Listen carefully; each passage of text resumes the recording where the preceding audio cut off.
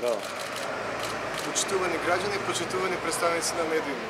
Денес сум во посета на секторот за внатрешни работи Скопје и истовремено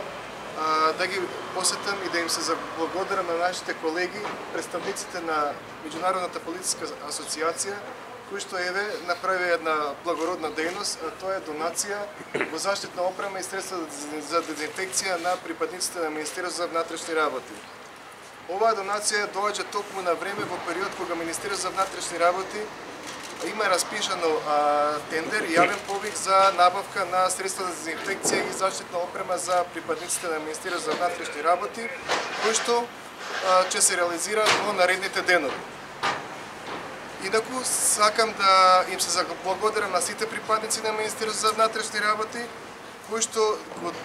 даваат нивниот максимум со цел имплементирање на одлуките на владата и заштита на животот и здравјето на граѓаните. Во таа насока, со оглед дека повеќе представници на медиуми бараа екзактни бројки во однос на постапувањето на Министерството за внатрешни работи, ве информирам дека на подрачјето на СВР Скопје, заклучно со денес, на 215 лица им се изречени решенија за изолација, значи за здравствен надзор,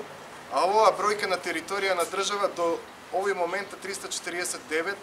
изречени наредби кои што МВР ги контролира на лица со мерка здравствен надзор. Бројот на лица во самоизолација е 1088 на територија на град Скопје, а на вкупната територија за цела држава веќе достигна 3787. Во текот на изминатите 24 часа, секторот за внатрешни работи Скопје контролираше вкупно 182 лица со решение за изолација, а на територија на државата извршени се вкупно 390 контроли. Од страна на СВР Скопје во текот на изминатите 24 часа извршена е контрола на 712 лица во самоизолација, а на територија на целата држава полициските службеници извршија контрола на 3252 лица со наредби за самоизолација. Од страна на полициските службеници при извршени контроли констатирани се во изминатите 24 часа, едно непочитување за изолација и 5 непочитување на изјавите за самоизолација.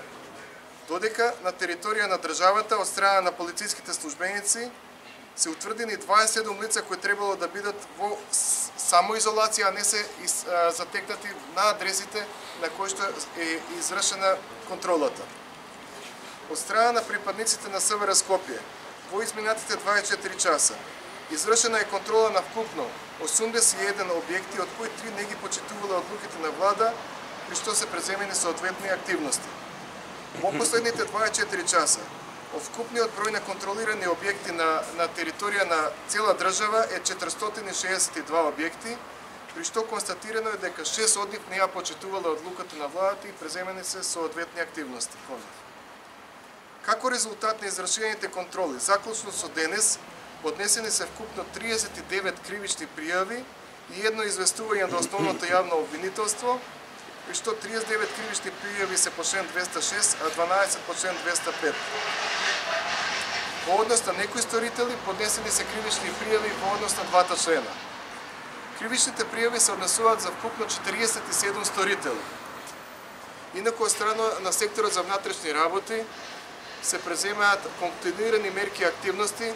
заселени со единиците на специјалниот полициски оддел, односно со припадниците на единицата за брзо распоредување, и тие се преземаат во текот на цели 24 часа, посебно во регионите, во оние подрачја на секторот за внатрешни работи, каде што има дојави да не почитување на одлуките на владата. При тоа, веќе од текот на денешниот ден ќе се постапи по одлуката на влада од вчерашната седница за забрана на пристап на лица и возила во парк Шума Водно во периодот од 18:00 до 06:00 наредниот ден. Исто така, полициските службеници континуирано ќе преземаат мерки и активности за растурирање на сите оние групи